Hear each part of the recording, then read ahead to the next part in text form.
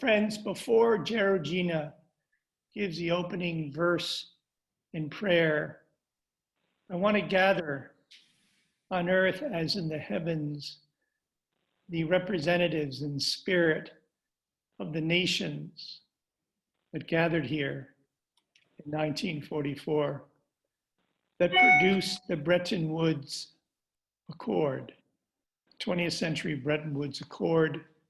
We're here today to offer up the 21st century, the first 21st century Bretton Woods Accord. So I want to read the nations so that they're with us in spirit.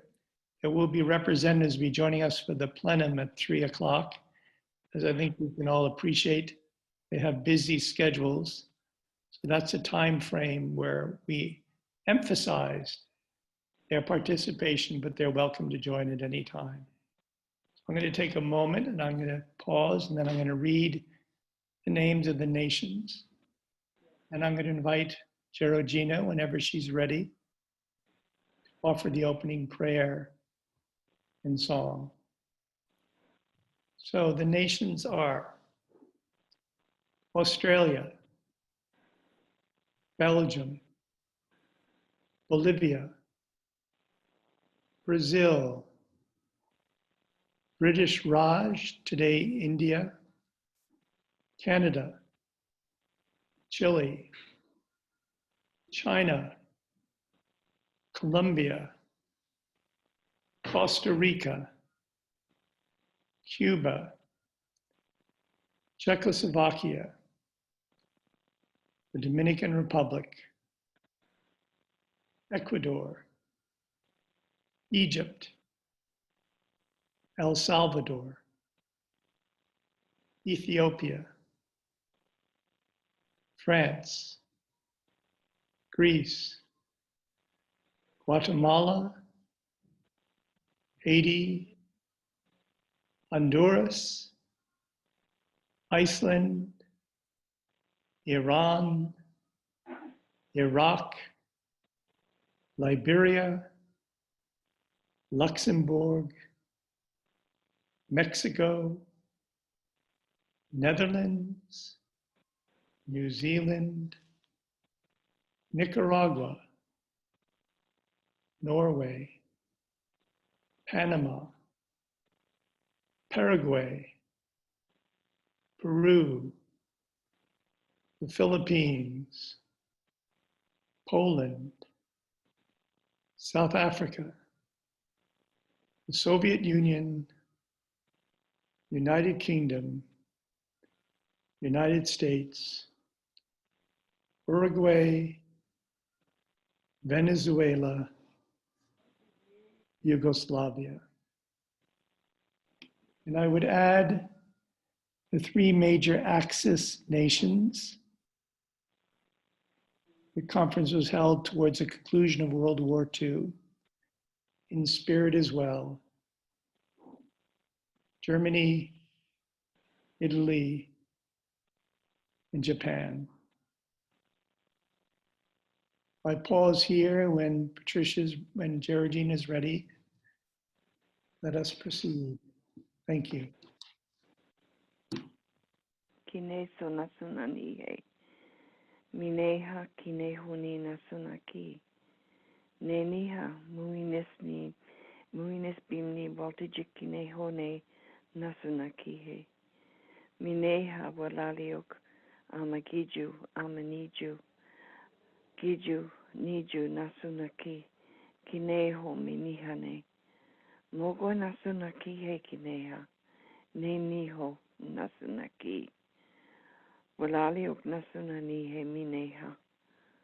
Father Creator, Great Spirit, Gentle Earth Mother and your children, all our relations, grandmothers and grandfathers, old ones and ancient ones, the teachers, the healers, and the winged ones. We ask for your guidance today, and we ask that you be with us to guide our words, our voice, our strength, to bring the wisdom that is needed, to bring the hope and the prayers, to bring all that is needed to humanity at this time. Watch over us and guide us. Keep us safe in this time of pandemic. Keep us healthy and well and strong. And may the Great Dare watch over us as we walk our pathway. Kenihana sunaki he mineha. Welaliuk chineskum. Welaliuk. Welaliuk. Welaliuk.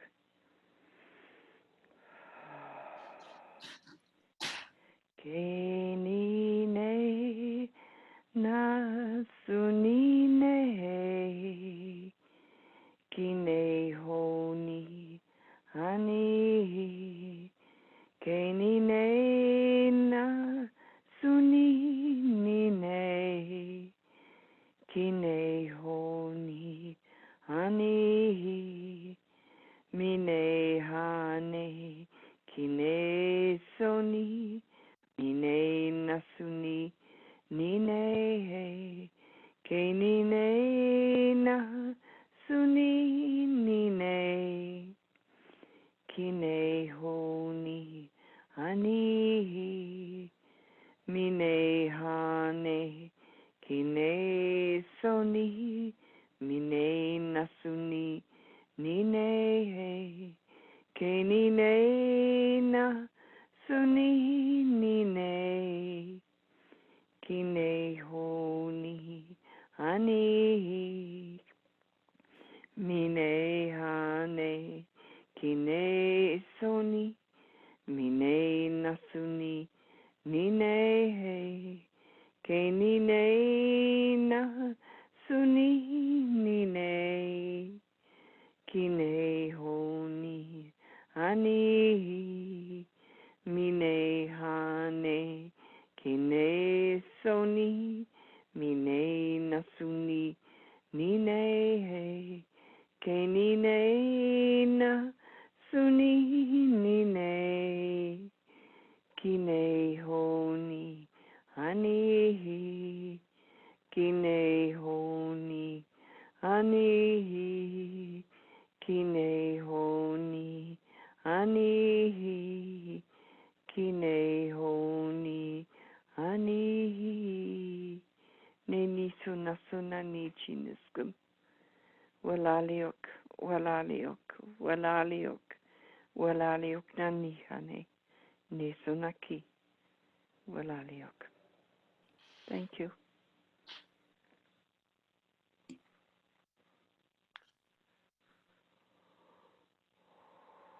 Thank you, Jeorgina.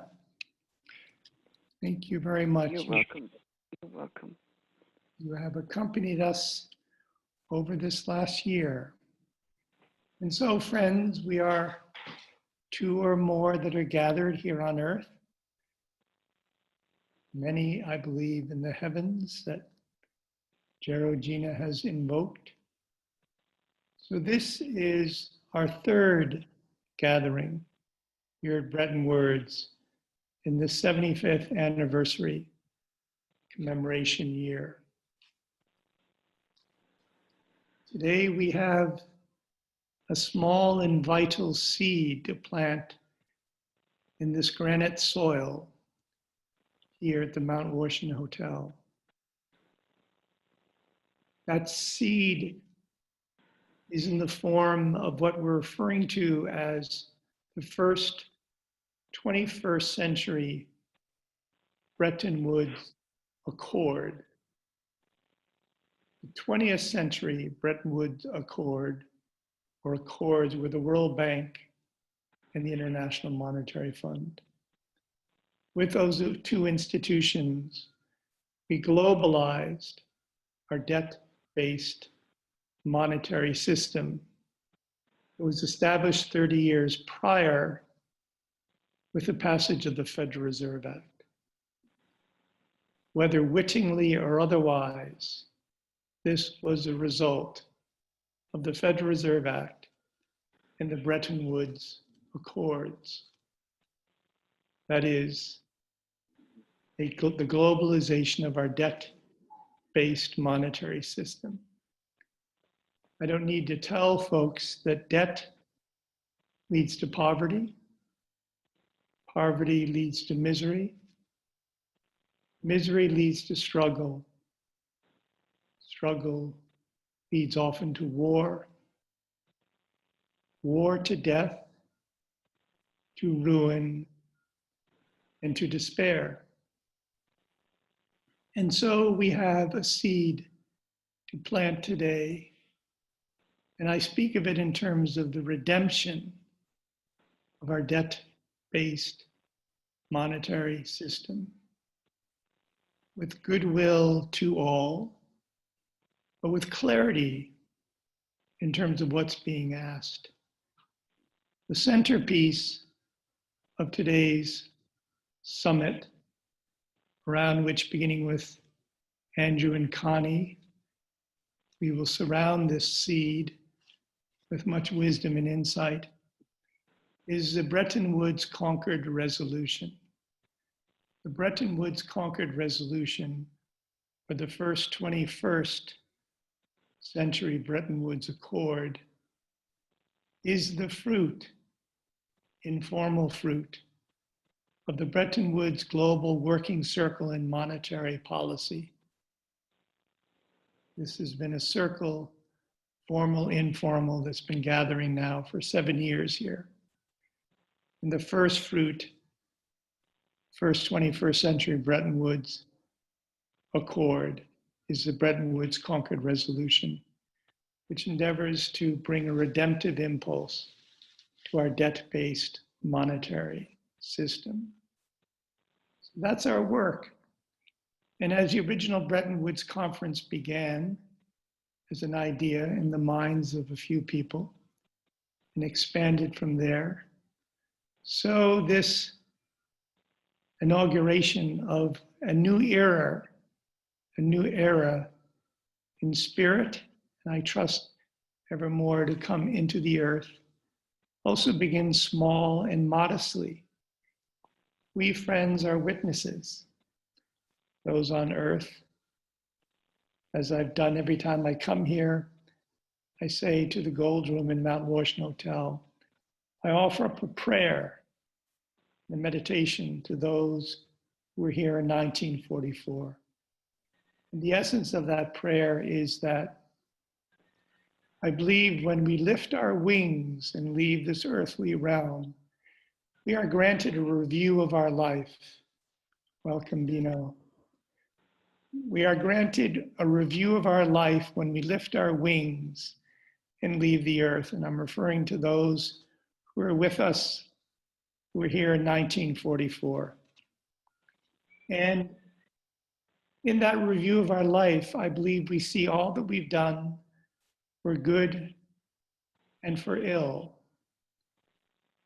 And as we review and are granted this retrospect of our life, which many who have had near-death experiences recount, there grows in us a deep resolve to make good.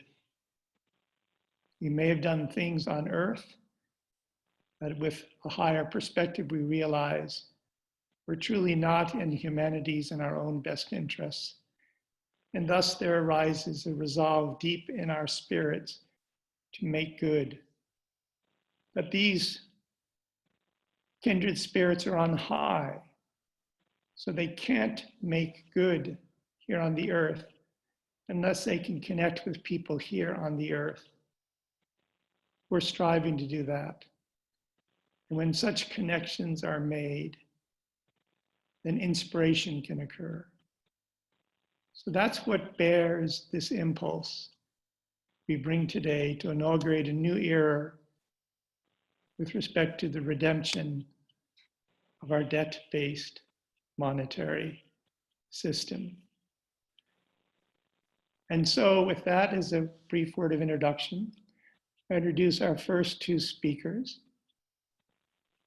And I am looking for I've been juggling here. I want to get the wording as accurately as possible. We have with us Andrew Cameron and Connie Baxter Marlow. These are two friends of the work For many years, I've been telling a story that has to do with what they refer to as the three great syntheses. I won't say more because that's their story to tell, but that has been a central part of our work. And in this 400th anniversary year of the Pilgrims' arrival at Plymouth Rock, in the meeting with the original peoples of the land in the Plymouth area, the first synthesis arose. Connie and Andrew have been doing significant work, telling a story that really not many people want to hear, have the ears to hear. That's understandable. It's been a tragic history, but they stayed with it. They are the authors of the Trust Frequency, filmmakers, historians, and groundbreaking researchers of that original contact period. Their work, entitled The First 50 Years, tells the yet largely untold story. Connie herself is a descendant of two of the drafters of the first compact, the Mayflower Compact. And Andrew, who has come to lend a hand from overseas, has worked closely beside her in telling this story. So again, we begin small, modestly, but we have two or more who are gathered to witness this deed that we're going to do. Others will be joining us. It's early hour. But welcome, Connie, and welcome, Andrew. Take, if you will, about a half an hour to tell the story, and then we'll have some conversation. A heartfelt welcome. Thank you, Stuart. We're delighted to be here and to conclude this year-long effort that you have been making with the Bretton Woods initiative. And I'm Connie Baxter Marlow, and this is Andrew Cameron Bailey. And Andrew is also author of The Mayflower Revelations, which is a historical novel that brings forth this first great synthesis we're speaking of.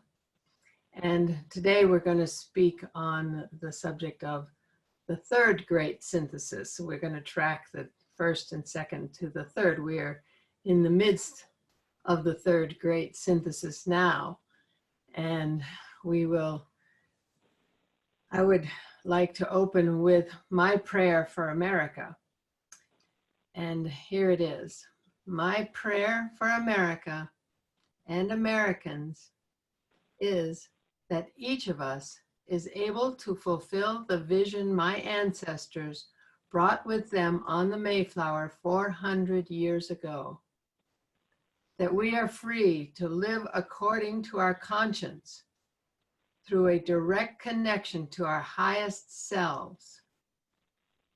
I pray that we open our hearts and minds to honoring the Native Americans for their role in the birth and evolution of the American mind, spirit, and democracy.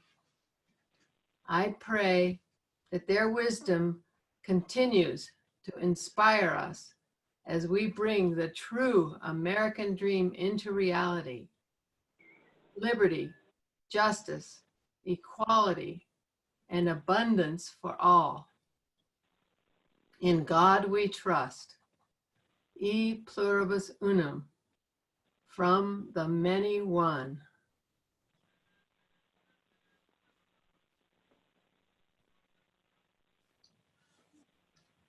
And this third great synthesis that we're speaking of is that, would you like to state the third great synthesis? I will be honored, darling.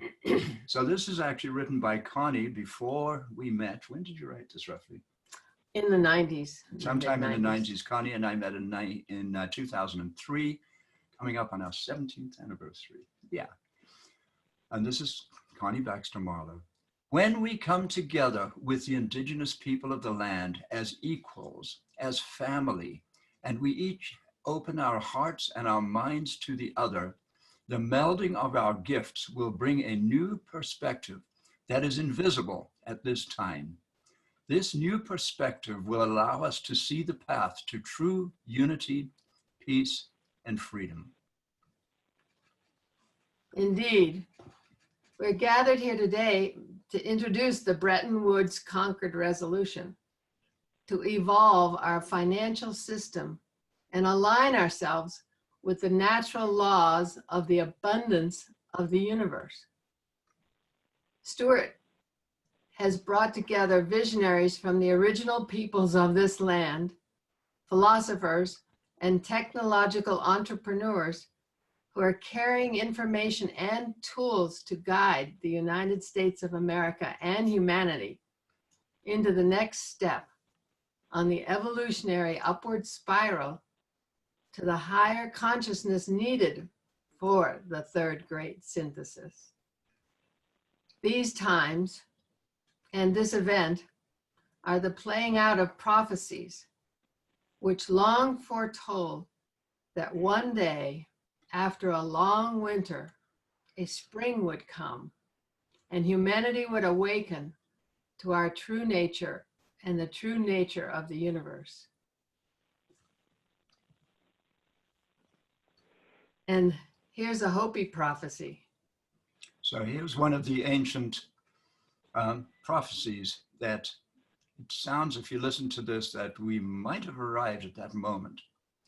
When birds fall from the sky and the animals are dying, a new tribe of people shall come unto the earth from many colors, classes, and creeds, who by their actions and deeds shall make the earth green again. They will be known as the warriors of the rainbow.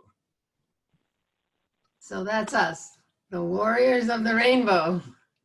All colors of men coming together now in these times to understand that we are one and to realize the great promise of the United States of America. The American dream is humanity's birthright. And that has to do with what we're addressing here at this conference and this gathering, and that is abundance for all. How do we get there to abundance for all? Well, we align with these natural laws of the universe that Patricia Ann Davis will be bringing in her presentation today, and Stephen Smith from the Ramapo people, and Jeorgina, who brought in that beauty, that heart, that spirit, just to open this entire conference. So when we speak of the birth of the American mind, the first great synthesis, there was the Mayflower Compact that was signed on board a Mayflower, that was brought by the Mayflower Pilgrims and my ancestors to this land. And it was signed in 1621 aboard the Mayflower, and it was the first document of democracy. Actually, 1620. What did I say, 1621? Yeah. Oh, darn. Uh-huh. Sorry, Okay. 1620. November 11th, in fact, a very important day. And that was signed before they landed here. They carried that vision with them on the Mayflower that we could live according to our conscience. And they wrote, drafted this Mayflower Compact that formed them into a civil body politic to enact equal and just laws serving the common good. And then in the spring of 1621, they met with Massasoit, the great sachem of the Wampanoag people, and signed a 6-point mutual protection treaty that said that they would take care of each other.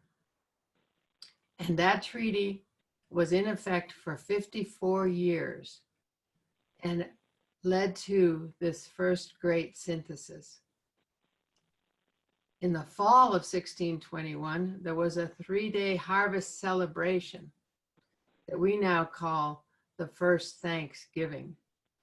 We're going to read a little something from that from the document that was published in 1622 that speaks of this time of intercultural celebration. So we'll do that. Would you like me to read that? Yeah. Okay. But one thing, an extraordinary exception to the human condition unfolded when the visionary leaders of two radically different cultures met and worked together to maintain an intercultural exchange that became this first great synthesis between the Europeans and the American Indians during the first 54 years at Plymouth Plantation. This melding gave birth to the American democracy and the American mind and spirit. So I just wanted to, we wanted to read a little something about that. Let's see, where is it? Yeah, that was published. Just to give you an idea, straight from the horse's mouths, so to speak, the people who were there, boots on the ground, recording their experiences. And this can be found in Mort's Relation. Published in London in 1622. So the English, being obsessive documenters and reporters and journalists, actually kept journals, and these writings were published very much immediately in England because the English were extremely interested in what was about to come. They didn't know what it was, but this incredible adventure that began to unfold on the shores of Massachusetts Bay, Cape Cod. Okay. And this is in fact the only writing we have that describes that event that we now call the first Thanksgiving. Our harvest being gotten in, our governor sent 4 men on fowling, so that we might, after a more special manner, rejoice together, after we had gathered the fruit of our labors. They 4, in one day, killed as much fowl as, with a little help beside, served the company almost a week, at which time, amongst other recreations, we exercised our arms, many of the Indians coming amongst us, and among the rest their greatest king, Massasoit, with some 90 men, whom for 3 days we entertained and feasted, and they went out and killed 5 deer, which they brought to the plantation and bestowed on our governor and upon the captain and others. And although it be not always so plentiful as it was at any time, as it was at this time with us, yet by the goodness of God, we are so far from want that we often wish you partakers of our plenty. We have found the Indians very faithful in their covenant of peace with us, very loving and ready to pleasure us. We often go to them and they come to us. Some of us have been 50 miles by land in the country with them. The occasions and relations whereof you shall understand by our general and more full declaration of such things as are worth the noting. Yea, it has pleased God so to possess the Indians with a fear of us and a love unto us, that not only the greatest king amongst them, called Massasoit, but also all the princes and peoples around about us have either made suit unto us, or have been glad on any occasion to make peace with us, so that 7 of them at once have sent their messengers to us to that end. And yea, an isle at sea, which we never saw, hath also, together with the former, yielded willingly to be under the protection and subjects to our sovereign Lord King James, so that there is now great peace among the Indians themselves, which was not formerly, neither would have been, but for us.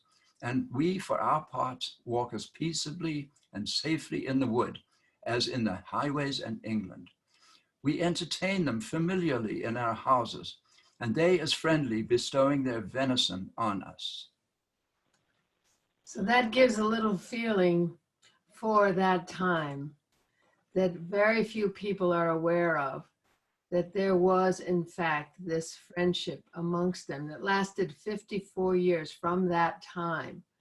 And such an important time of coming together of these visionary people so that something new was born, a new mind, a new way of being, a new way of thinking. And what came out of it is the promise of the United States of America.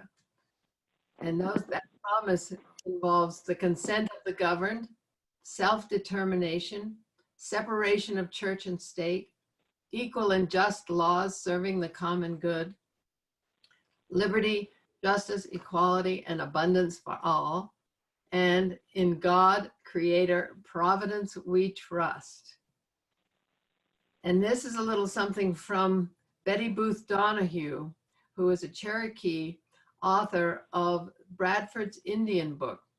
She's a PhD, and she spoke about the Plymouth Paradigm. And she said, Pilgrims and natives were as much alike as they were different. Both groups were highly religious, and they understood the power of the spoken word. The Pilgrims did not arrive with the idea of taking land from the natives. They wanted to buy it, and did. They lived in close proximity to each other. Indians lived inside the stockade and came and went at will. They visited with each other, exchanged ideas and information and goods, and understood each other. Pilgrims viewed the natives as sentient human beings and valued their opinions as much as they feared their savagery. There was a mutual respect. Had other colonies followed Plymouth, things would have been very different for natives and white. Much suffering and loss of life and culture would have been avoided. So that's the first great synthesis. And the second great synthesis was when the Iroquois Great Law aspects of it came into the Constitution. Ben Franklin met with the Iroquois early on, was one of his first assignments to go and meet with them. And that influenced the writing of the Albany Plan.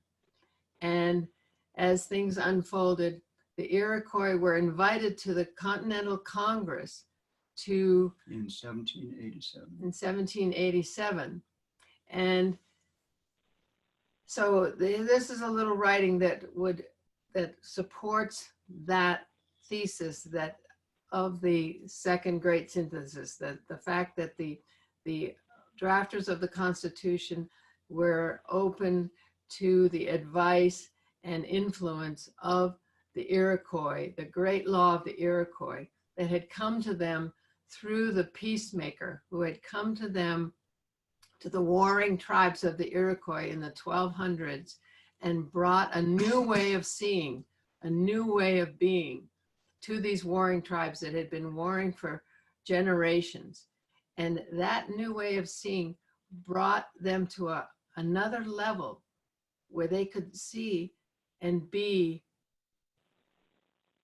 an evolved species, which is what we're doing right now. We're approaching this new way of seeing so that we can lift up and out of this debt-based monetary system, this whole way of economics that have driven our behavior for millennia. So here we have a little something written by Donald Grindy and Bruce Johansson in a book called Exemplar of Liberty, Native Americans and the Evolution of Democracy. And it says, on June 11, 1776, while the question of independence was being debated, the visiting Iroquois chiefs were formally invited into the meeting hall of the Continental Congress. There, a speech was delivered in which they were addressed as brothers and told the delegates wish that the friendship between them would continue as long as the sun shall shine and the waters run. The speech also expressed the hope that the new Americans and the Iroquois act as one people and have but one heart. After this speech, an Onondaga chief requested permission to give Hancock an Indian name. The Congress graciously consented, and so the president was renamed Carandawan, or the Great Tree. With the Iroquois chiefs inside the halls of Congress on the eve of American independence, the impact of Iroquois ideas on the founders is unmistakable. History is indebted to Charles Thompson, an adopted Delaware, whose knowledge of and respect for American Indians is reflected in the attention that he gave to this ceremony in the records of the Continental Congress. So that helps people understand that there was this second great synthesis, that the Native Americans have indeed played an important role in the evolution of consciousness. This is how we take the evolution of consciousness of humanity, because the United States is in fact that big step up the evolutionary spiral, that people from all over the world have come to this land to build a better life and realize that promise that America made. So many colonial Americans viewed American society as a synthesis of Native American and European cultures. The Tammany Society, named for a Delaware chief friendly to William Penn, was a classic example of the blending of the two cultures and became a broad-based popular movement that reinforced the founders' usage of symbols and ideological concepts indigenous to North America. This I'm reading from, again, from this exemplar of liberty. When it inherited the patriotic mantle of the Sons of Liberty in Philadelphia, the Tammany Society espoused a philosophy that America was a unique synthesis of the best and noblest aspects of Europe and America. Building upon their own experiences with American Indians, founding fathers like James Madison and Thomas Jefferson used the Tammany Societies and its membership to forge a new Democratic Party after the formation of the United States Constitution. Other founding fathers like Benjamin Franklin and John Dickinson and Benjamin Rush became influential members of the society. So that underscores this synthesis. I hadn't even come across this writing when I called it the second great synthesis, but here, this is a chapter in their book called The American Synthesis. So, and here's a little writing about the natural democracy on the part of Oren Lyons. In our Iroquois perception, all life is equal, and that includes the birds, animals, things that grow, things that swim. All life is equal in our perception. And that is from Oren Lyons, who is still living, the great Onondaga chief leader. So we have the indigenous worldview that we're in the process of opening our hearts to this understanding that is in fact our true nature and the true nature of the universe. So this is such an exciting time in this third great synthesis, that we're coming to respect and reverence for all life. We're coming to understand the interrelatedness of all things and actions and the co-creative power of thought, a concern for the future aspects of present action, and living in balance with a concern for the common good, with trust in a higher power, an incorporation of the metaphysical into physical reality, and an honoring of the equality of all aspects of life with sharing and cooperation. Those are the essence of the indigenous worldview that we're coming to now as a result of this pandemic, as a result of the environmental crisis, and all those things that are just encouraging us now to go forward and align with our hearts.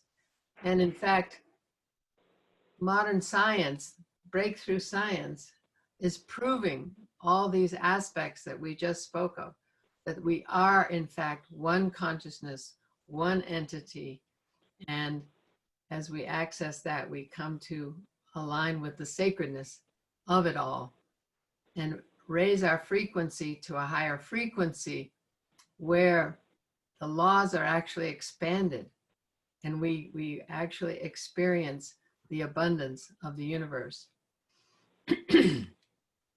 So we'd just like to address an idea of top-line economics.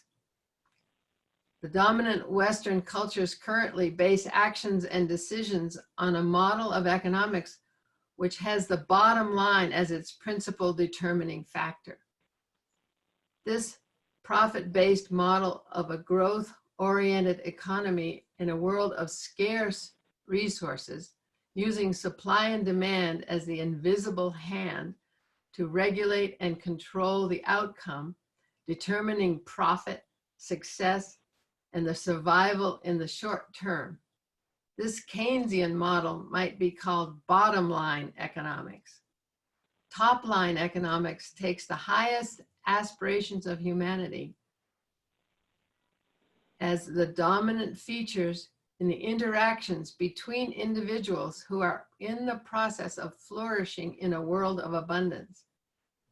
So this top line economics, when we put the principles of trust, generosity, respect, inspiration, love, cooperation, and gratitude as our dominant factors of human interaction in the workplace, at home, and in schools, the resulting allows all aspects of the world to flourish in a manner heretofore unimaginable. So this is what's being addressed here. And may I mention Yes. that Connie's academic training is as an economist, and Yes. top-line economics is a Connie Baxter Marlow original. Yes, She was too modest to say that, but I'm not. So that just kind of summarizes what we're about today with Stuart's Concord resolution to lift us up and out of this paradigm based on scarcity, separation. And so we are fortunate to have Stuart lead the charge here. And we just want to honor him and honor the Native people who've come here to participate in this evolution of our monetary system and our thinking and our way of being. Our beings. Mm-hmm. So thank you very much. Wonderful. Well, we have a little thank you, Andrew and Connie. Thank you, Connie and Andrew. We have a little bit of time for some comments, questions. I want to say that I think the best ideas are in the air. My best thoughts are living in others. I've been speaking of the top line for many a year. I speak about the balance between principle, AL, and principles, bottom and top line. So you are indeed a sister, Connie. Thank you very much for what you both have shared. Let's take some time for responses. Connie and Andrew brought forward a very provocative theme, and that is that it's not quite black and white. And I want to invite Patricia, if she cares to first offer a response to this thesis that's been presented to the first, the second, and now the third synthesis. And Patricia will be the next speaker after we pause from 10 to 10:30 Eastern time. Patricia, do you wish to make any comments? And if so, you need to come off mute. Good. To what you and Connie have offered. Well, thank you for this time, Stuart, and thank you, Connie. Thank you for your work. It's really detailed in history that we don't learn in our schools and history books. So I'm fascinated with how this development came about in such a way that it does reveal, it does encourage peacemaking among people. And that is really what is in our tribal language worldview. And to hear it in English and to hear it in an academic sense, so to speak, from the inquiry that you have done, the extensive inquiry that you have done. It's very healing because we're in a world that wants to use words like fight and combat everything. And we must change our language accordingly to become friends, to stop enemy creation, to build together. This community must include the cross-cultural lens. It must include the intergenerational. It must include the value of human beings, the value of humane beings, the value of all cultures and languages, which we are just embarking on today in terms of reminding people. I have a lot to say, but mostly I want to say that there is no healing in blaming, and healing is for everyone. And so I'm inspired and encouraged to ask other people to join us, not only in this Bretton Woods Global Summit, but to see it as the beginning to initiate our footsteps forward in following the laws of peace. Thank you. Thank you, Patricia. So friends, we have about 9 more minutes. Does anybody else have any comments on what Connie and Andrew have brought forward that really leads into this work here, contribution to the third great synthesis that will be unfolding today and that has really unfolded with our Native American, speaking as a boat person, my Native American brothers and sisters, many, many, many, as well as African Americans. There are over 150 inaugurators, that is people who've been part of these gatherings. Many Native American, many African American who've blessed the work. So this is something of a synthesis, perhaps a third great synthesis. Other comments, friends, to what Connie and Andrew have offered? If people are on mute, you need to come off. Bill, I see you. Any comments you wish to offer? Oh, hello. Thank you for the invitation. Thank you, Connie and Andrew, for your presentation. It's always good to see you and hear the evolution of thought and be a part of the community. It's wonderful. So what's coming to mind today, I'm thinking about the two-row wampum treaty, which in my mind is still very much in effect. And so I'm wondering if that's going to be a part of our conversation today, if that's I'm looking forward to hearing how this fits into the two-row wampum treaty. And because there are many overlays, many agreements and understandings and overlays, but one long-standing agreement is that two-row wampum treaty goes way back, and it precedes the time of the Pilgrim landing, and it precedes the time of at least one of the syntheses, and now 2 of the syntheses, and I can't quite remember the timing, if it precedes the initial one, or if it's a part of that. That's kind of my curiosity. Can you speak to that a little bit? I could express something there, Bill. Okay, thanks. The two-row wampum treaty is from New York, and it took place on the Hudson River, and it was about 2 rows, 2 ships. One was European boat and one was a native mode of transport on the river, proceeding together in the same direction. And it was, I don't know the date, but it was long, long, long after the arrival of the Mayflower. And I think it was after in other words, the Dutch, we all know the Dutch were the original settlers of that part of the Lenape territory. And the Truro Wampum Treaty, I think, was among or between the English as opposed to the Dutch. I'm still learning about this, Bill, but it definitely was not the evolution of culture that occurred that I'm personally very knowledgeable about, is that which took place up in the true Northeast.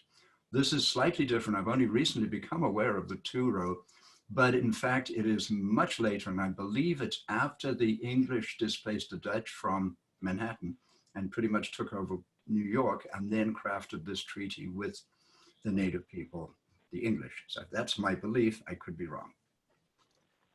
Do you think so, Con? Well, I'm looking it up. It was 1613. Oh, So it was before. it was between the Okay, it Dutch. was a You see, bit- the Dutch had said by that time the Dutch had settled New York. Yeah, so it was 1613 between representatives of the 5 nations of the Haudenosaunee and representatives of the Dutch government, So it's a in Dutch, yeah. which in what is now upstate New York. Okay, So you, forgive my ignorance. I really want to learn a lot more about this. So I knew that it was not directly, and you could say, okay, 1613, it was the coming of those Europeans the Dutch, who settled what is present day New York. and the 3 rows of the white beads symbolize peace, friendship, and respect. Separate the 2 purple rows. The 2 purple rows symbolize 2 paths or 2 vessels traveling down the same river. 1 row symbolizes the Haudenosaunee people with their law and customs, while the other row symbolizes European laws and customs. So that's the Truro Treaty in a brief look at it. Okay, Of thanks. 1613. Uh-huh. So, So before the Mayflower, before the indeed. Mayflower. Right, but the Dutch had settled well before the Mayflower arrived. So it was in that same time period of the settlement of New York, New England, etc. And that treaty is still celebrated to this day, and the polishing of the chain and all of those things are part of that, aren't the chain of friendship? Yeah, the chain of friendship is the Canandaigua Treaty that was signed with think George Washington, Mhm. Pickering, George Washington's representative, and when was that? 1754 or That's something. way later, and I was thinking, see, maybe for that reason, I was thinking that this was 100 years, 150 years later, which the Canandaigua Treaty It was. was indeed. Yeah, right. So you were just a little confused. But that's not our area of expertise. It would be great if Kevin Deere were here. Right. Yeah. Or what's his name? The other guy that does all that. Maybe Daryl Pronovost. Okay, yeah. Maybe it's Daryl Pronovost. Yeah, but Kevin Deere is very knowledgeable as well. Yes. So friends, we have a couple of more minutes. Thank you. I want to honor the schedule so that we can have some breath in between. Any more comments on what Connie and Andrew shared in the last few minutes? And we'll pause till 10:30 Eastern time, and then Patricia will speak to a very important aspect of the work. Any final comments? Well, I have, if nobody has a comment, I have a comment on Patricia's work that's so important. And I look forward to hearing from her, because she has a method for us to come together and move forward. So she has a process, a ceremonial, indigenous, how does it go, Patricia? Indigenous ceremonial change process. That's it. And so I look forward to that. And That's right. it's wonderful work you do, Patricia.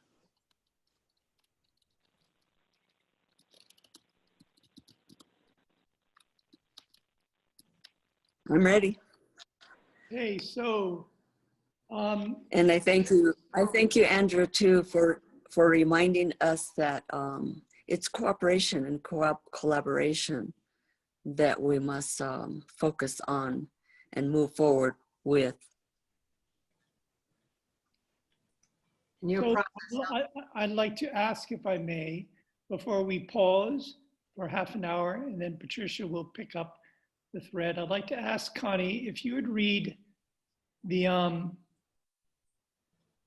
passage by the woman, part of it again, so we can hear these words, the author, maybe just a paragraph or two, so we can leave with her revelations in mind. We can pause after that if you'd be willing. Just have to find that. Betty Booth Is that Betty Donahue. Booth Donahue? Mhm. Is that who you're speaking that we? If you would be so good. The Will do. Cherokee scholar. So she calls it the Plymouth Paradigm. And we interviewed her, we're friends with her. We sought her out because she wrote this book called Bradford's Indian Book, where she shows in an intellectual manner, scholarly manner, the influence of the Native American thought process on William Bradford and his authorship of the On Plymouth Plantation, which is in fact the first document or First book published. first book in this published. time. Well, it's the first literature. Right. It's what it's called. If you look in a book of American literature, the first piece of American literature is of Plymouth Plantation. By and William Bradford. By William Bradford, your ancestor, dear Oh, Stuart. there you go. And Betty Booth Donahue is in fact a linguist, so it was a linguistic academic analysis of the book and showing the native influence on language as well. Yeah.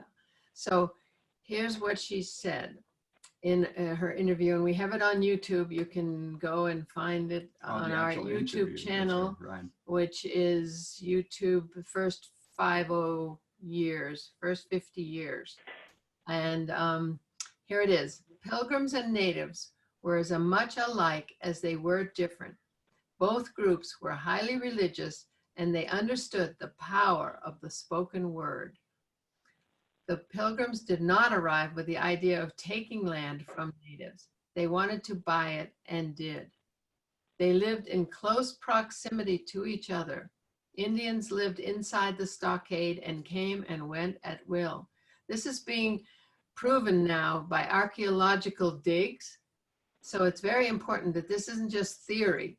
It's actually proven by artifacts that are being discovered in Plymouth. They visited with each other, exchanged ideas and information and goods, and understood each other. That's the important piece. They understood each other because it's a common humanity that they shared, and they saw that and felt that. The Pilgrims viewed the natives as sentient human beings and valued their opinions as much as they feared their savagery. We all have our savage aspects, so there's no saying the Europeans weren't savage in their way, for sure. There was mutual respect. Had other colonies followed Plymouth, things would have been very different for natives and whites.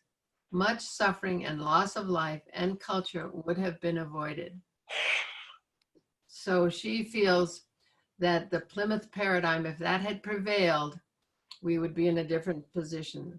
But from my perspective, everything has its purpose, has its way, and we are in this process for a reason and leading to something we can't even fathom. Wonderful. Wonderful. Connie and Andrew, thank you very much. Our circle grows on earth. I do believe there are many with us in the spirit as we do this deed and plant this seed. So my heartfelt thanks to you both. Friends, we pause and we'll continue in a half an hour with Patricia Ann Davis, loving peacemaker, who will be talking about the framework for our work, which is the Bretton Woods Global Working Circles in the different professions, and what they in turn would serve, which is a universal model through sister cities, sister relationships, for economic and cultural renewal. So you'll be hearing me with each of these presentations repeating this refrain, and that is, our task today is to plant a seed in the granite soil of the Northern Kingdom of New Hampshire, here specifically at Bretton Woods. And that seed is in the form of the first 21st century Bretton Woods Accord, which is the Bretton Woods Concord Resolution. This brings us to our speaker today. And our task, as I've mentioned, is the 20th century Bretton Woods Accords, which established our World Bank and International Monetary Fund, globalized our debt-based monetary system. And as I also mentioned, debt brings with it poverty, brings with it despair, brings with it struggle, brings with it war, brings death, brings ruin, and brings misery. So our task, they said, is to bring a redemptive impulse. Simple, modest, a seed as modest as a seed itself, but a deed that we can do together. Patricia Ann Davis, loving peacemaker of the Choctaw Diné Nation, Diné, also known as the Navajo Nation, is an international educator, an author, and one who's devoted her life to the question of peacemaking.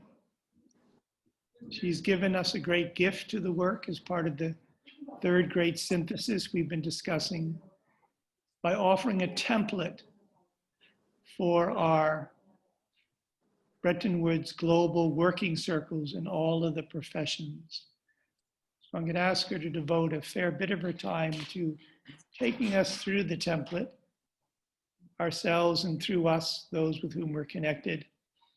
But if you wanted Patricia to begin by speaking to your understanding of the working circles in the range of professions and what they themselves would fashion through sister community, sister city relationships, which is this universal model for economic and cultural renewal in the spirit of the last will become the first. Because although the Bretton Woods Mount Washington Hotel is a resplendent site, it is an island in the midst of one of the poorest counties in our nation, counties that have suffered from our debt-based monetary system. That's not said in the spirit of critique. It's said trying to speak the truth in love. So welcome, Patricia. Thank you for all you brought. Thank you for the collaboration. Thank you for being one of the pillars of this third great synthesis with others as well.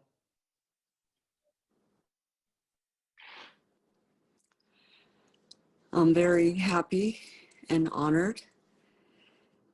And for clarification, the details on the Indigenous ceremonial change process, was that later today?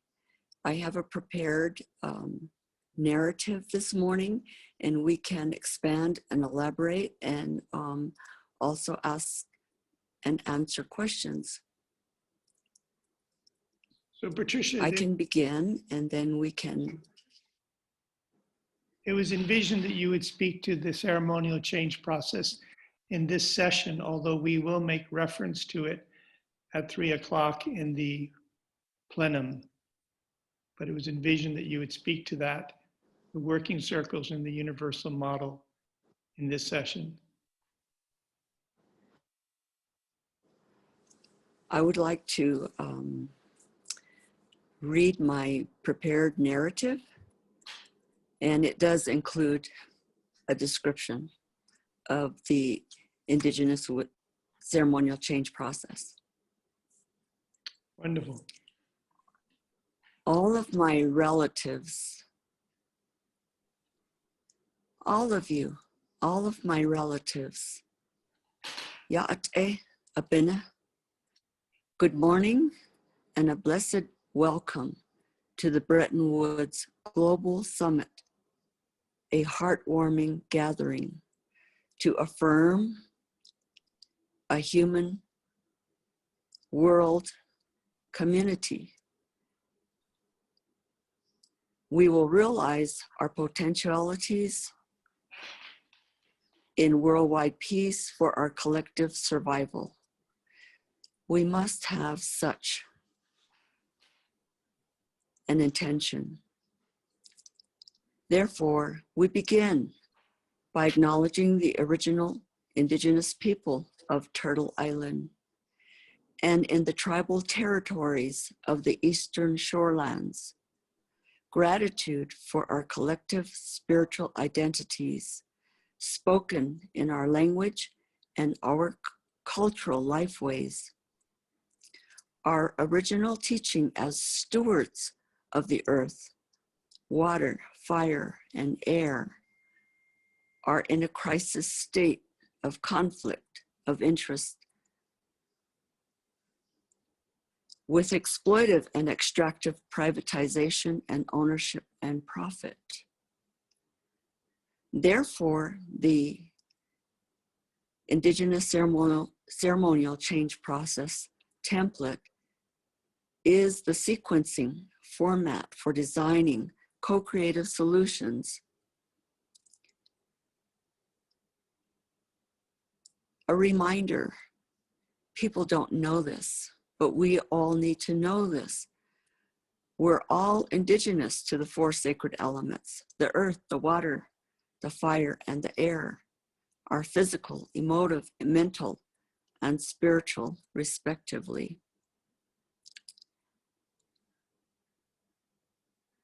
Our collective socio-economic planetary wellness restoration requires a reconnection to nature and to teach others within.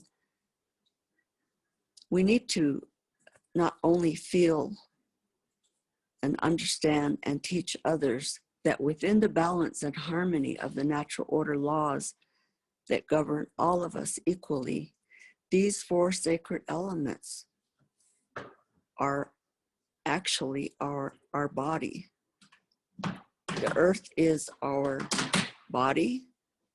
The water is our emotive, that is maladaptive emotions, as well as reframing them, cleansing, purifying into the authentic feelings of love, joy, happiness. And then there is the mental. Actually, fire is temperature, but it is also our intellect, our sacred self-intellect. And then there is the air, which is also in the environment. So we're existing simultaneously within also the environmental earth, water, fire, and air. And we cannot be existing outside of and separate from it. This is very important because those who believe and think that they are existing outside of and separate from it are destroying it. And that is what needs to be changed in our thinking. So our collective socioeconomic planetary wellness restoration requires, at this time especially, a reconnection to nature and to each other within the balance and harmony of the natural order laws that govern all of us equally. The Bretton Woods Concord Resolution, which is the first 21st century Bretton Woods Accord document that intends to reframe to restore and to manifest win-win, constructive, and life-affirming decisions and intergenerational outcomes. We can no longer afford to recruit our next generation of youth to participate in their own demise by perpetuating win-lose, where no one wins, destructive and death-producing decisions and outcomes. Thus, we graciously invite each of you to do your part to inspire and motivate others,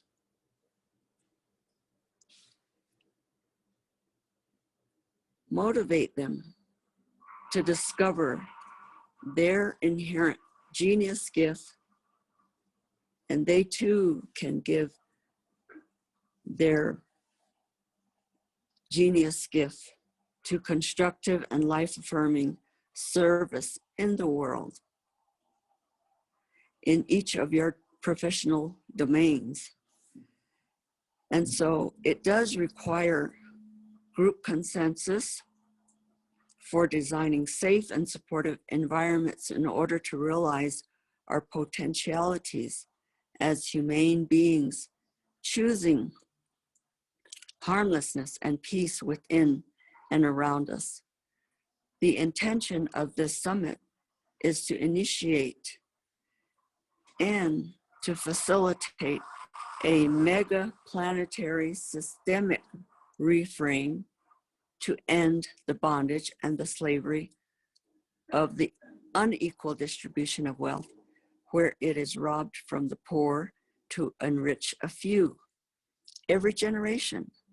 It is actually a simple yes or no values clarification question. Let us choose wisely, and let us choose with our collective conscience.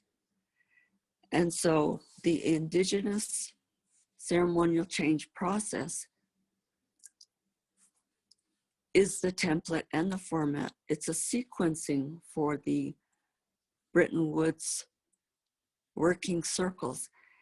There are the domains in government, in education, in health, in the monetary system, in the social, in the economic, in the financial systems.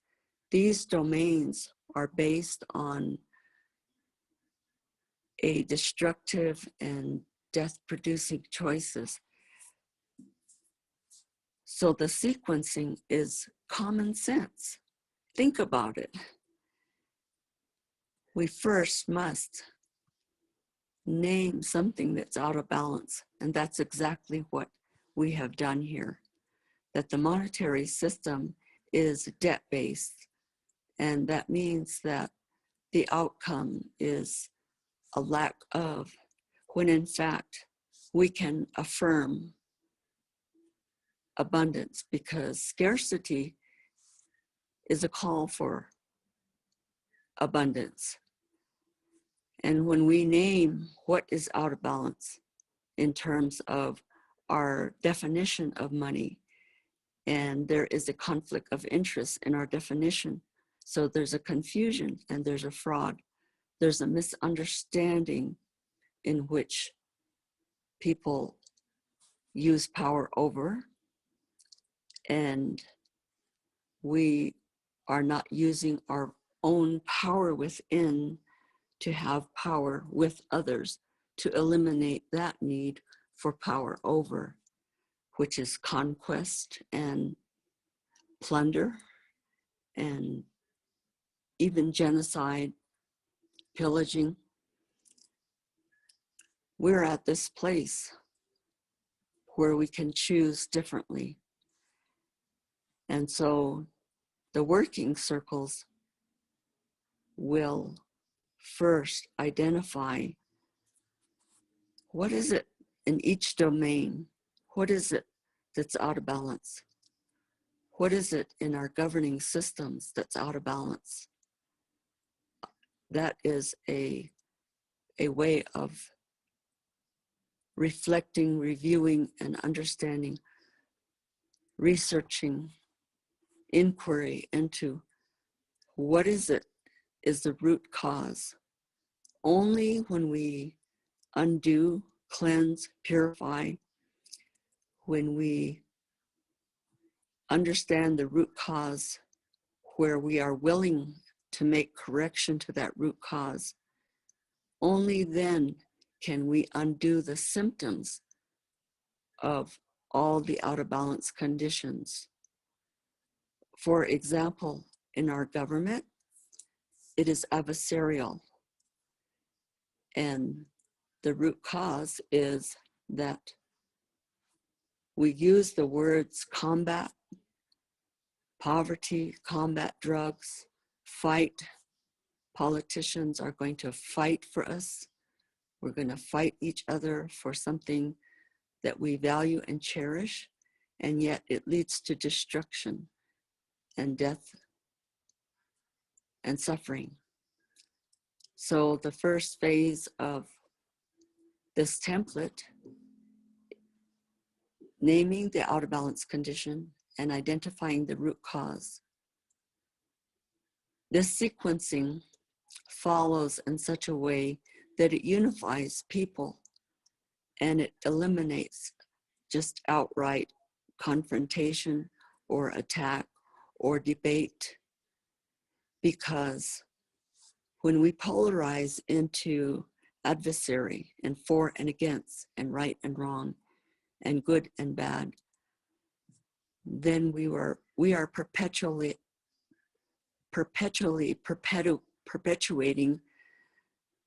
the war within us, and we're projecting that outward. And so undoing the root cause then eliminates over time all of the symptoms. Then we move to the second phase, which is correction, undoing that root cause. It's very simple, and yet people are really in denial and also in defiance of making corrections within themselves, because change takes place within ourselves outward. Change does not happen from the outside in. Change happens with changing our thinking, and then we can move forward in our intention, in our action plan. There are only two intentions, and we know that, and yet we're still choosing destructive. And when in fact, constructive means building. How do we build community? We build community by peacemaking. We live peace. We live in peace in community building. These are principles from the language and culture of Indigenous people worldwide, and especially the tribal nations within this country, and even more especially from within the nations that I originate from, because this template is translated, it is simplified, and it is a way of describing, to convey that concept to youth in order for them to be clear. There's no confusion, there's no complexity, there's no doubt. It's not hard, this yes and no decision. So it takes self-reflection, it takes self-inventory, it takes examining our unexamined assumptions about why it is that we value and cherish destruction, war, and suffering, that we think that a spiritual path and way of life is pain and suffering, or that lack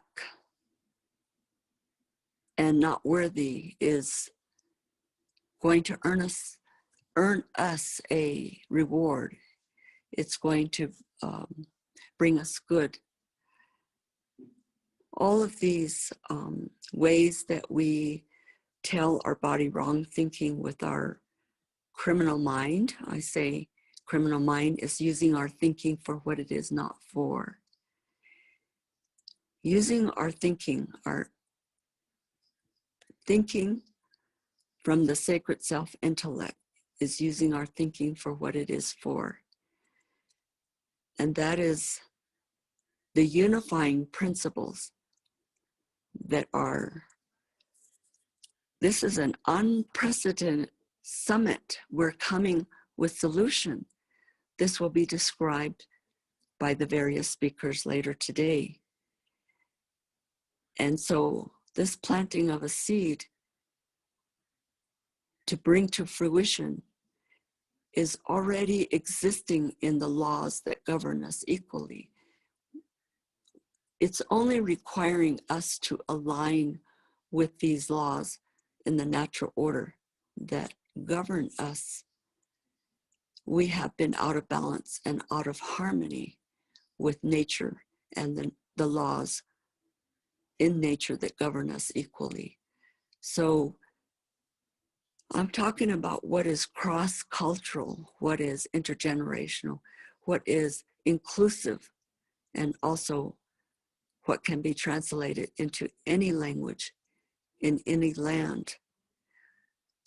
We ask you to listen and to carefully evaluate your own ways that you have chosen not to collaborate, not to cooperate. And we're reminded today by the speakers that we are capable.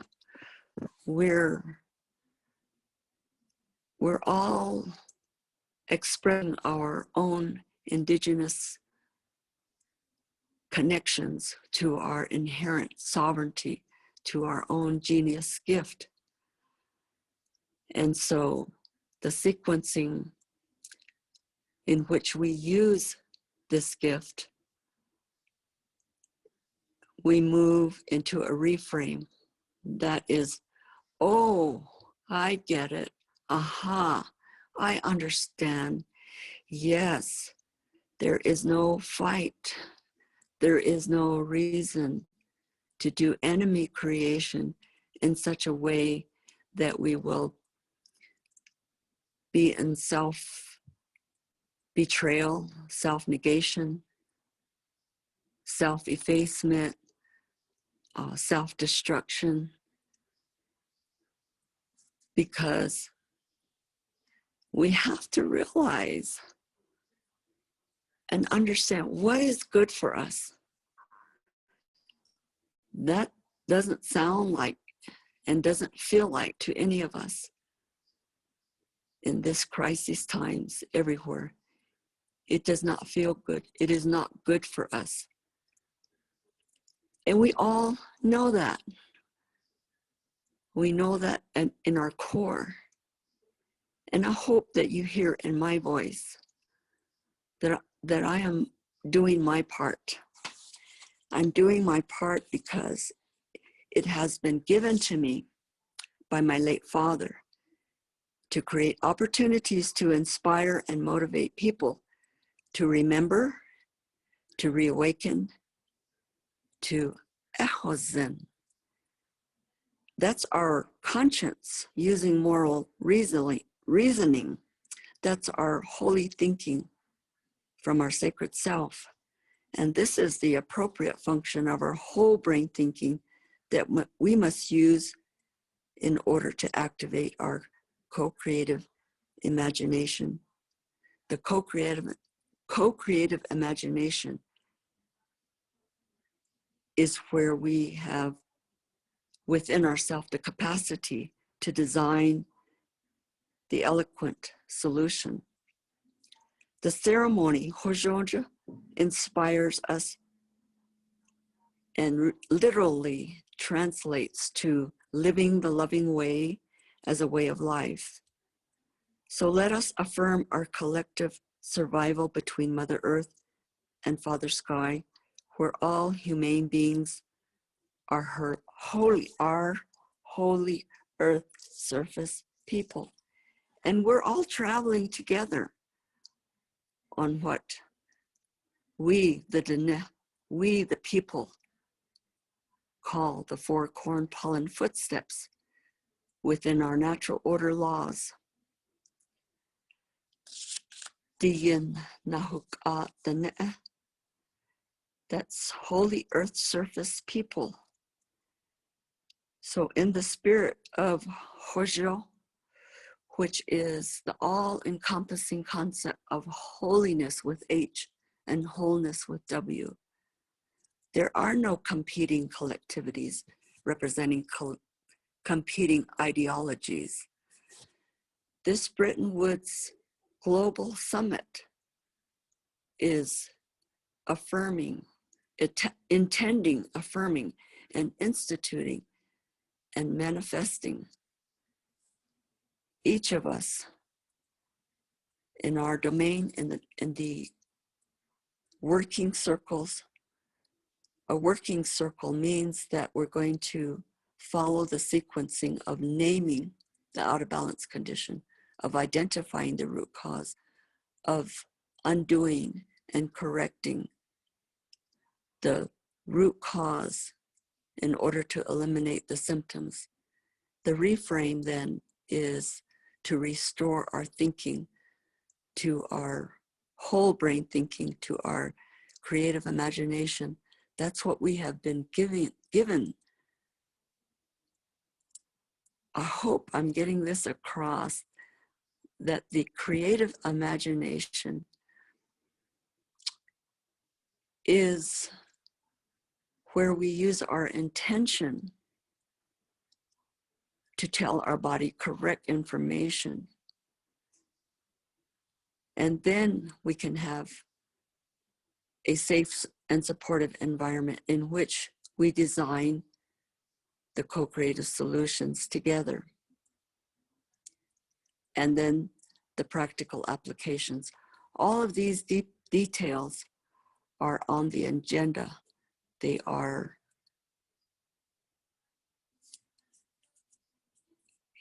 will be speakers later today, and each one of them will follow this sequencing in such a way that they are bringing us in this summit to those exact co-creative solutions in our action plans on how to manifest them. We're not just talking about and talking about and talking about and talking about. We have very gifted and talented people who know and understand, who have also spent their lifetime. They have also spent their professional knowledge to serve and to inform others, to teach others.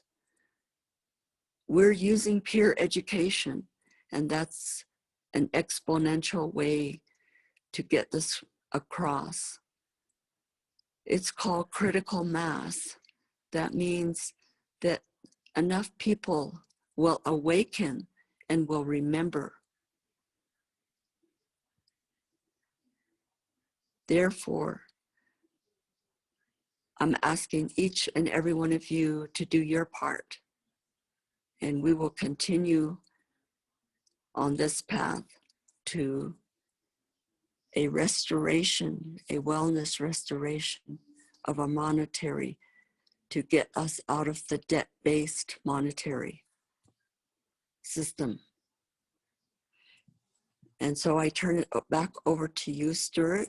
If there are questions, let us answer those questions. Thank you, Patricia, very much. One who's working while you're working while you're working. Thank you for what you prepared. Thank you what you've offered from your heart and from your mind. I would like to just broaden the framework a little bit and then invite any comments. So the way we envision, friends, this is really a new epoch we're entering into, I would say. This is the conclusion of the 75th anniversary commemoration of the Bretton Woods Accords, which established the World Bank and International Monetary Fund, as you've heard and will be hearing from me more, that globalized our debt-based monetary system. So we're inaugurating, in a modest way, a seed-like way, a new era. The framework for our work are the working circles. The working circles are open to any individuals who grasp the vision and who wish to work. And it's noted on our website under, that is brettonwoods.us, under working circles. Wish to work with a remarkable breadth of colleagues. Collaboration probably that would have been most unique in your lives, given the breadth and given the richness and given the representation. So these colleagues, and Patricia, maybe if you could read, if you'd be so willing to read the 12 points so that folks that are on our website under working circles, so that folks who would join such a working circle, be it education, technology, religion, public service, finance, monetary policy, you name it, that they would then work together to come really to the heart in their profession of the problems, challenges, opportunities that can lead to the fulfillment of the chairman of the 1944 Bretton Woods Conference, Morgenthau, who said, the aim of the conference is for the citizens of the world to achieve their full potentialities in peace. So our framework is the working circles. And the working circles, as Patricia, if she's willing, would outline in the 12 points, would come up with solutions. Yes. How the different professions can contribute to the peoples of the world achieving their full potentialities in peace. And together, collectively, these solutions are what we call the 21st century Bretton Woods Accords, beginning with the Bretton Woods Concord Resolution in the field of monetary policy, would then together weave like a tapestry of fabric, weave into a universal model for economic and cultural renewal, with each of the professions weaving a strand. And through sister cities and sister communities, this model will be conveyed, we hope, from Bretton Woods, where our debt-based monetary system originated, conveyed around the world. So that's what's unfolded from our work. And Patricia, if it makes sense to you, do you want to go over those 12 points and within the context of education so that those that are listening themselves can know how they might be able to get involved? And if they know of others I trust, who can grasp the vision, that they could communicate it to them.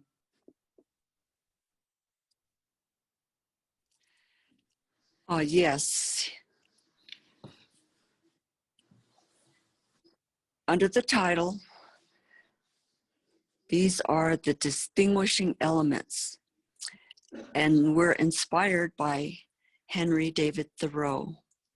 Interesting that I grew up in a community that was named after Thoreau, and it was on the Navajo reservation, and we call it Tlont-Yaja, which means the baby prairie dog town.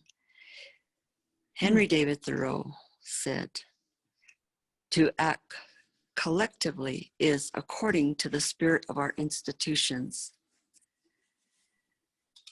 Thus, the distinguishing elements of the Bretton Woods global working circles are: 1, the working circles focus on what we suggest is the central problem, the challenge, the opportunity of our time.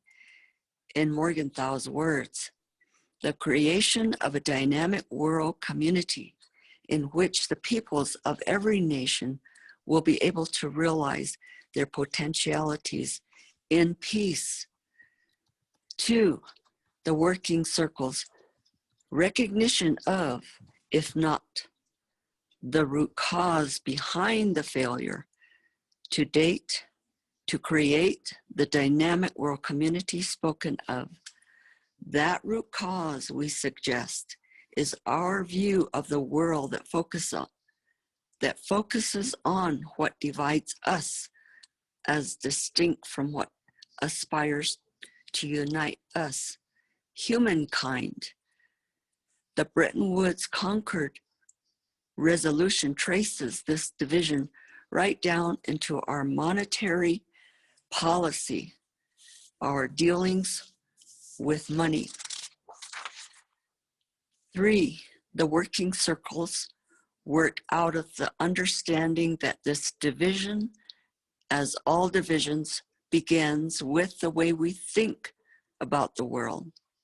Accordingly, the working circles are seed beds for the cultivation of the new kind of thinking that Einstein calls for, essential aspects of which are native to the original people of this land.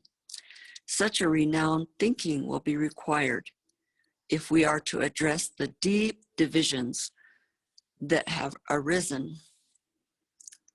Simply expressed, the thinking referred to arises out of the transformation of rationalism and relationalism.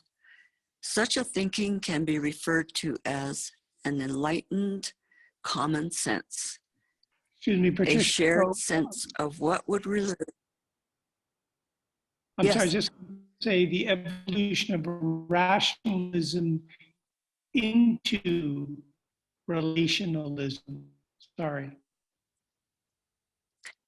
Yes, I will repeat. If we are to address the deep divisions that have arisen,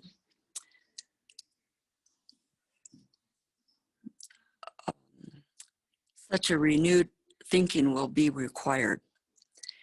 And simply expressed, the thinking referred to arises out of the transformation of rationalism into, this is the reframe process, into relationalism.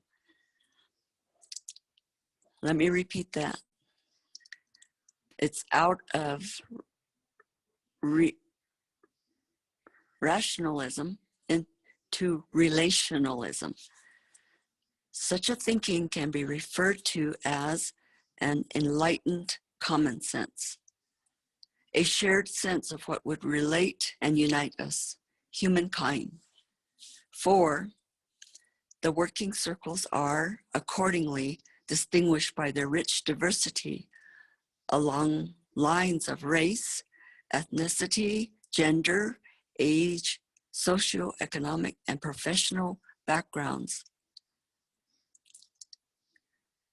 That embraces the breadth of perspectives and offers an unprecedented collaborative environment for designing creative solutions that engage the problems, the challenges, and the opportunities before us.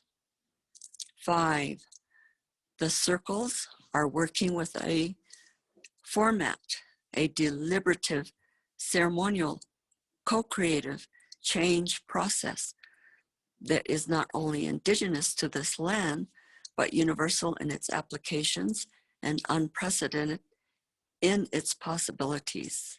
I'd like to emphasize the word unprecedented in its possibilities. The change process both recognizes and moves beyond the divisive, dualistic thinking, which otherwise all too often undermines our deliberations and facilitates instead co-design, co-creative solutions.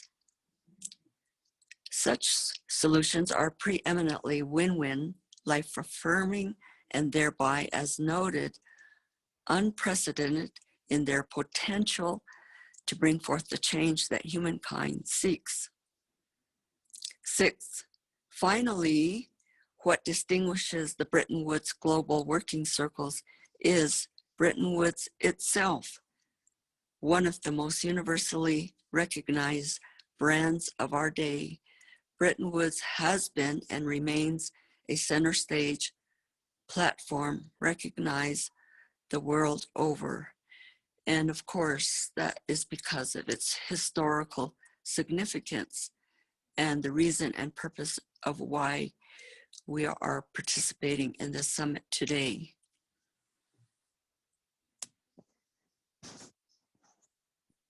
Thank you, Patricia. And can you take us through? The working So go ahead. I'm sorry. Go ahead. The working circles template. Good.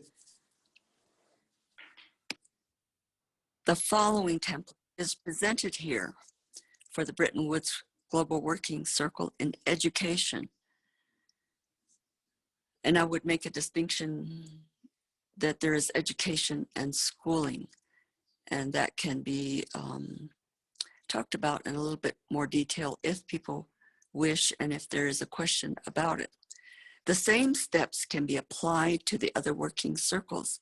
The steps enable the working circle participants in person or online to arrive at ready consensus in terms of designing solutions, whereby education in this instance can contribute, as noted, to, quote, the creation of a dynamic world community in which the peoples of every nation will be able to realize their potentialities in peace, end of quote.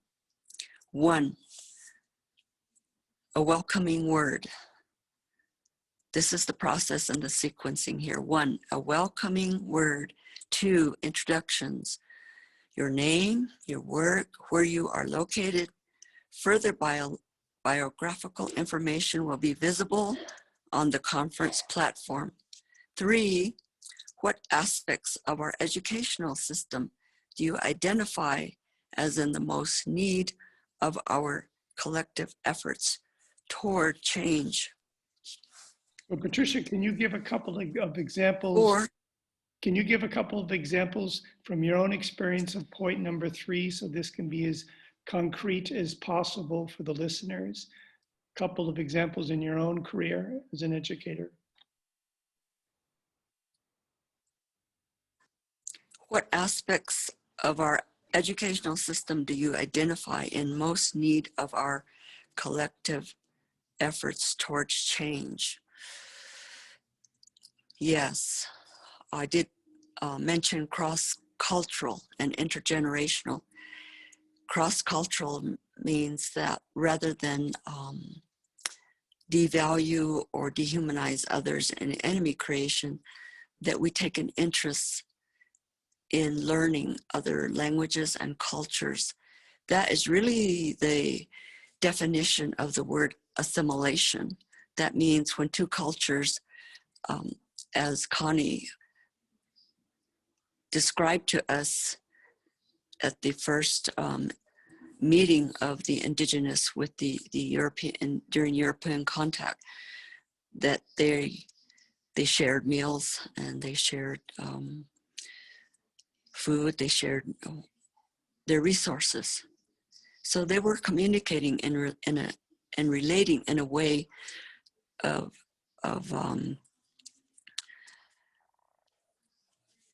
in a way that they were cooperating and collaborative. That's assimilation.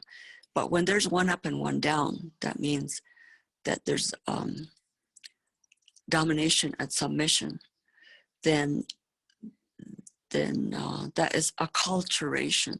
So in acculturation, our schooling system is to the dominant, quote, the dominant societies, what we call the Western body of knowledge and value system, and only the history that glorifies conquest.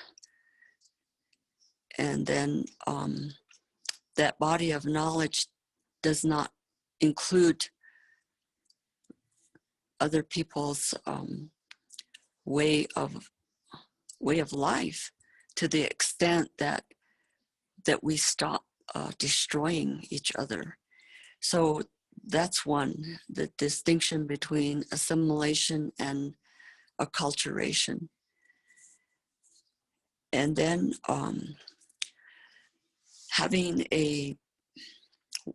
having learned the language of psychology to a doctorate in clinical psychology, although I didn't finish that degree program, I know from my life's work that we already have the creative imagination intact at 2 years old.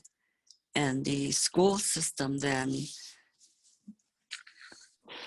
socially engineers and socially conditions most of that creativity out of us through 12 years of rote learning, of memorization. And then we have 12 years of that, just Thank you, memorization. And we have 4 years of bachelor's. We could spend much time on that. I do want to. So we have I do want to get through the last right. step. That's what I had planned for this. Great. Good. Thank you. That's what I had planned for this afternoon. And so that's another example. So I gave you 2 examples. I was waiting for this afternoon for some of these details. So if that's enough of examples, I'll move on to 4, which is prioritize the top 3 aspects for more in-depth considerations, which we are doing exactly right now. Number 5, what is the root cause behind each of these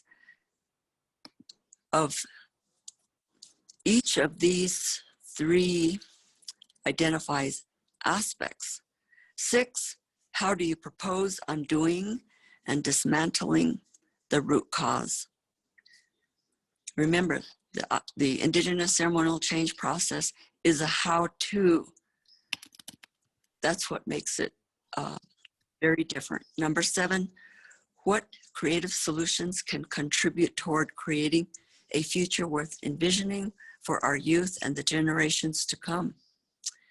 Please note, the focus is on systemic change, not merely coping.